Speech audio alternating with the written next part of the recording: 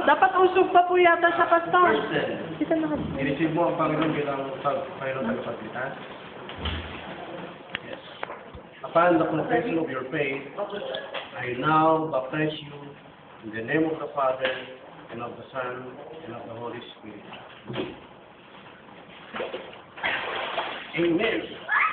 I have decided. Ano ginawa ka doon? Oo, ganun yun. I have decided. Yung ganun.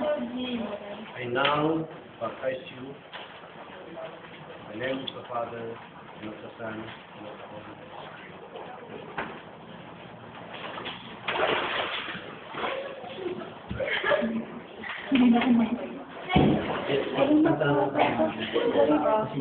Malamig. Pwede mag-sing. Malamig.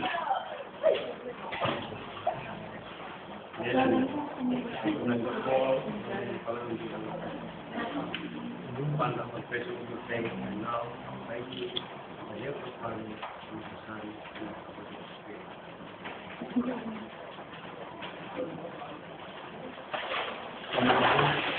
Amen.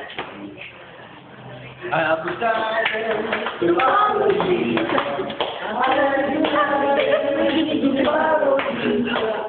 I have decided to follow Jesus. No turning back, no turning back.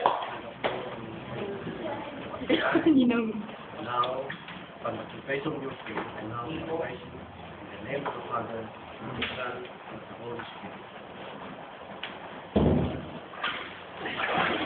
Amen. Amen.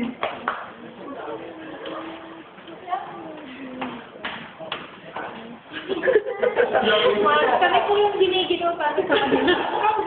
Hindi mo ba kanila? Umakyat yung lang si Pastor. Anak, jakpo na! Iiwan mo.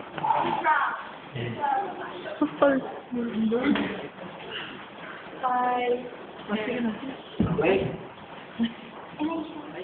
Iko. Wait lang. Wait lang. Okay? Because of your profession of your faith and acceptance of the Lord Jesus Christ as your Lord and personal Savior, I now baptize you in the name of the Father, the Son, and the Holy Spirit.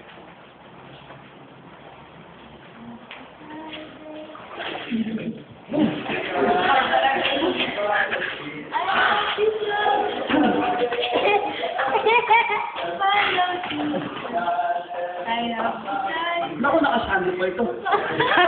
Lalo nakatawa ka. Paatras yung muscles niya. Okay, Robert?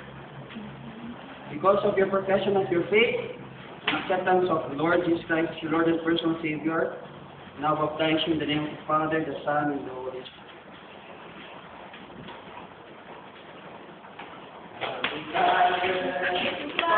Nanginginig sila.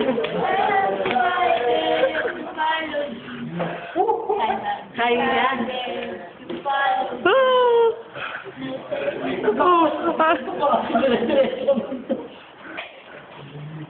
O, siya dito. Wow, Eric.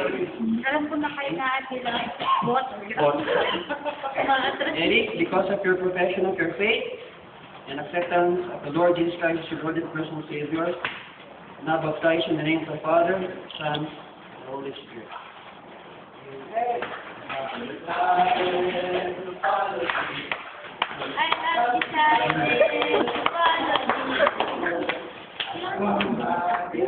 Magbigay, pwede na.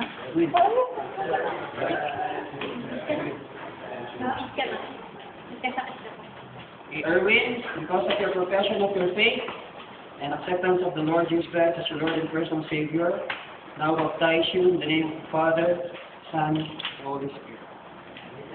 I have decided to follow Jesus. Wow! I have Lala! decided to follow Jesus. Wala akong takwit! Decided to Tapos na? Wala na. follow Jesus.